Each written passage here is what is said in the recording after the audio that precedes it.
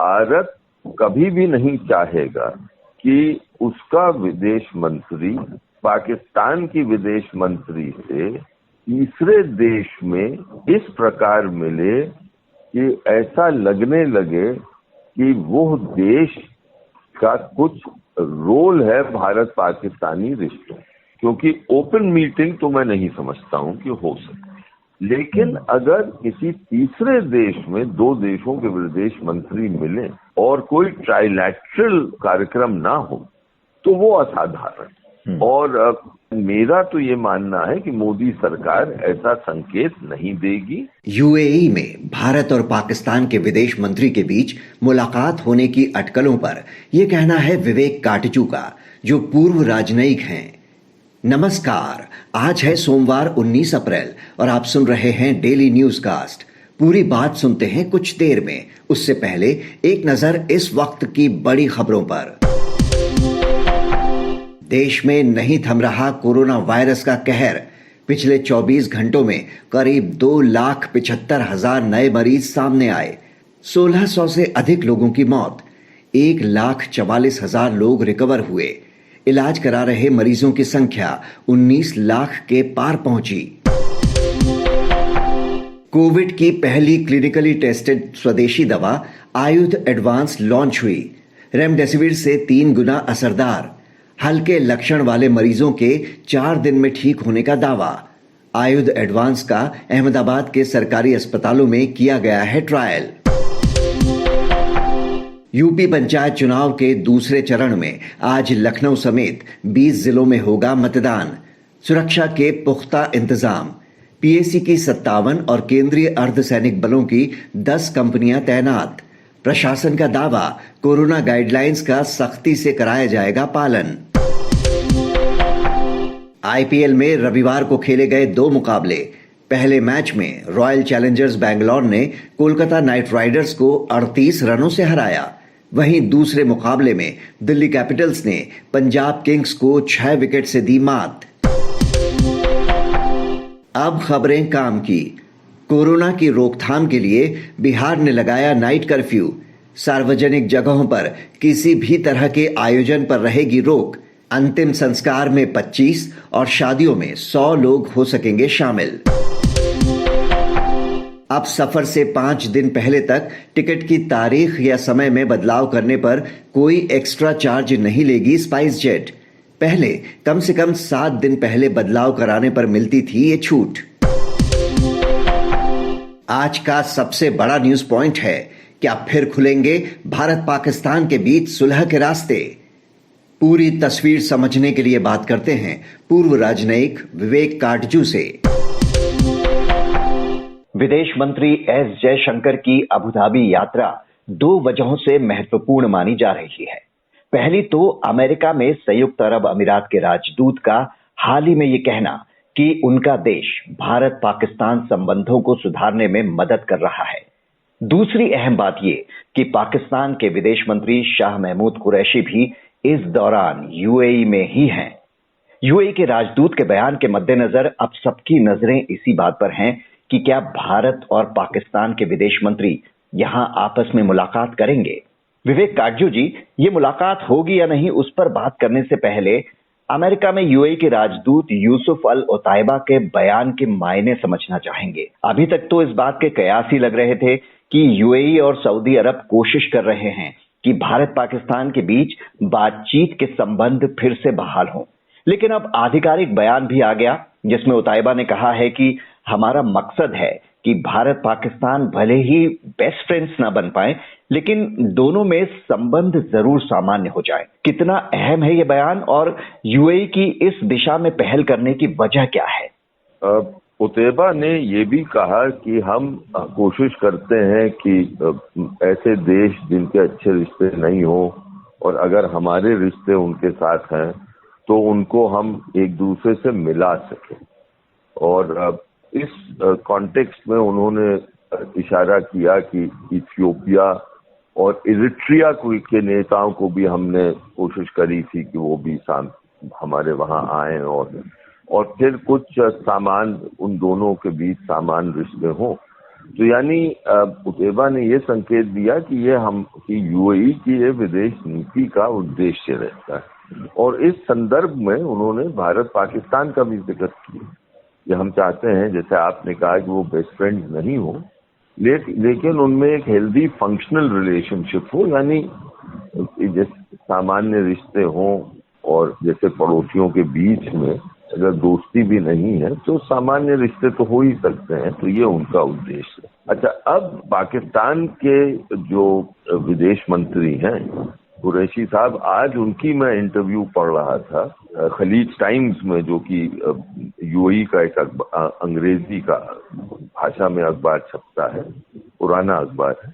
उसमें कुरैशी साहब ने ये कहा कि ये फैसिलिटेशन है कि, और हम पाकिस्तान इसको वेलकम करता है जो यूएई प्रयास कर रहा है, और हमने तो हमेशा चाहा, पाकिस्तान ने तो हमेशा चाहा है कि तीसरी पार्टीज भी भारत पाकिस्तान के रिश्तों को सुधारने में मदद करें। लेकिन इसके साथ साथ उन्होंने ये भी कहा कि असल में तो जो भी कदम उठाने हैं वो तो भारत पाकिस्तान ही उठाएंगे। इच्छा शक्ति दिखानी है तो दोनों देशों को ही दिखानी पड़ेगी। तो इस संदर्भ में जैसे आपने कहा जयशंकर वहां गए हुए हैं, तो ये तो मेरा जो राजनयिक अनुभव रहा है वो ये रहा है कि अगर कोई भी देश विदेश मंत्रियों के स्तर के आमंत्रित करता है और देश को, दूसरे देशों को, तो साधारणतया ये देखा गया है कि कोशिश यही होती है कि दो प्रमुख देशों के विदेश मंत्री एक साथ दो पक्षी दौरों पर देश में साथ नहीं, राजधानी में तो साथ नहीं हो, ये तो कोशिश हमेशा रहे। लेकिन अब भारत से भी बयान आया और पाकिस्तान से भी बयान आया है कि जो दौरे हैं कुरैशी के और जयशंकर जी के, वो दोनों के उद्देश्य खाली द्विपक्षीय हैं, यानी यूएई के साथ हैं, और भारत और पाकिस्तान से लेना देना कुछ नहीं। तो अब ये तो अब देखना पड़ेगा। लेकिन ये जरूर है, मैं फिर दोहराऊंगा कि इस तरह का निमंत्रण और निमंत्रण की टाइमिंग तो जरा असाधारण तो है ही, और इस अगर क्योंकि असाधारण है तो इसलिए अटकलें तो लगेंगी। अभी हाल में हार्ट ऑफ एशिया कॉन्फ्रेंस में भी जयशंकर और उनके पाकिस्तानी समकक्ष मौजूद थे, पर वहां पर ये मिले नहीं। अब जब अबू धाबी में दोनों एक साथ मौजूद हैं, आपको लगता है कि भारत पाकिस्तान के बीच बातचीत का रास्ता यहाँ से खुलता दिख रहा है, या इस बार भी मुलाकात को टालेंगे ये? देखिए, मैं तो ये मानता हूं कि भारत कभी भी नहीं चाहेगा कि उसका विदेश मंत्री पाकिस्तान की विदेश मंत्री से एक तीसरे देश में इस प्रकार मिले कि ऐसा लगने लगे कि वो देश का कुछ रोल है भारत पाकिस्तानी रिश्तों। क्योंकि ओपन मीटिंग तो मैं नहीं समझता हूं कि हो सके। एक मीटिंग होती है कि मल्टीलैटरल कॉन्फ्रेंस है, उसकी साइडलाइंस पे मीटिंग होती है, वो तो ऑर्डिनरी है, वो तो अमूमन होती हैं और ट्रेडिशनल है, पारंपरिक है राजनयिक दृष्टि से। लेकिन अगर किसी तीसरे देश में दो देशों के विदेश मंत्री मिले और कोई ट्राइलैटरल कार्यक्रम ना हो तो वो असाधारण। और मेरा तो ये मानना है कि मोदी सरकार ऐसा संकेत नहीं देगी, और कोई भी भारत सरकार ऐसा संकेत नहीं देगी, क्योंकि हमने हमेशा यही कहा है कि भारत पाकिस्तान संबंध डायरेक्ट है और हमें इसमें किसी तीसरी पार्टी की हस्तक्षेप की आवश्यकता नहीं है। हाँ, ये जरूर है कि खबरें होती रहती हैं, टाइम टू टाइम ये छपती हैं कि क्वाइट मीटिंग्स भारत के प्रतिनिधि और पाकिस्तान के प्रतिनिधि की हुई है किसी तीसरे देश में। जैसे आपको याद होगा कि ऑफिशियल लेवल पर हमारे 2015 में के दिसंबर के महीने में जयशंकर जब विदेश सचिव थे तब, और डोवल साहब के साथ, जो कि तब भी राष्ट्रीय सुरक्षा सलाहकार थे, बैंकॉक गए थे, और बैंकॉक में वो पाकिस्तान के विदेश सचिव और पाकिस्तान के राष्ट्रीय सुरक्षा सलाहकारों से मिले थे और उस मुलाकात के चंद दिन बाद Sushma Swaraj heart of Asia की विदेश मंत्री स्तर की मीटिंग थी और उस मीटिंग में भाग लेने के लिए इस्लामाबाद गई थी और उसके 15 दिन बाद 2015 क्रिसमस डे को मोदी जी लाहौर गए थे, जहां पर उनकी चंद घंटों के लिए, जहां पर उनकी तब प्रधानमंत्री नवाज शरीफ से मुलाकात हुई थी। तो ऐसी मीटिंग्स तो हुई हैं ऑफिशियल लेवल पर, लेकिन वहां एक वेन्यू के तौर पे था, यानी बैंकॉक एक वेन्यू बन गया जहां पर ये मीटिंग हुई, लेकिन मंत्री स्तर की मीटिंग और खासतौर से विदेश मंत्री स्तर की मीटिंग अगर इस तरह की होती है ओपन, तो उसका संकेत अलग होता है और मैं नहीं समझता कि मोदी सरकार ऐसा संकेत देना चाहे। जी, आप जिस तरह की मुलाकातों की बात कर रहे हैं, रॉयटर्स की हाल की खबर पर नजर डालें तो उसके मुताबिक भारत पाकिस्तान के खुफिया विभाग के अधिकारियों के बीच इस साल जनवरी में दुबई में मुलाकात हुई थी। पाकिस्तान की रक्षा विशेषज्ञ आयशा सिद्दीकी, उन्होंने तो यहाँ तक कहा कि ऐसी एक नहीं कई मुलाकातें हो चुकी हैं और सिर्फ दुबई नहीं बल्कि थाईलैंड और लंदन में भी, यानी कि कोशिशें कई स्तर पर हो रही हैं। अब अफगानिस्तान में बदलते राजनीतिक घटनाक्रम के मद्देनजर भारत पाकिस्तान के बीच संबंध सामान्य करने की ये जो कोशिशें हैं, इसे इस पूरे इलाके के लिए कितनी महत्वपूर्ण मानते हैं आप? देखिए, हमारे इलाके का कोई भी ऐसा देश नहीं है जो ये नहीं चाहता कि भारत पाकिस्तान के संबंध सुधरे, सामान्य हो, क्योंकि हर देश ये समझता है कि भारत पाकिस्तान के संबंध अगर अच्छे होंगे, सामान्य हो जाएंगे, तो फिर उसका लाभ पूरे रीजन को पड़ेगा, हमारे पूरे क्षेत्र को पड़ेगा। इसलिए सब चाहते हैं कि भारत पाकिस्तान के बीच के तनाव कम हो।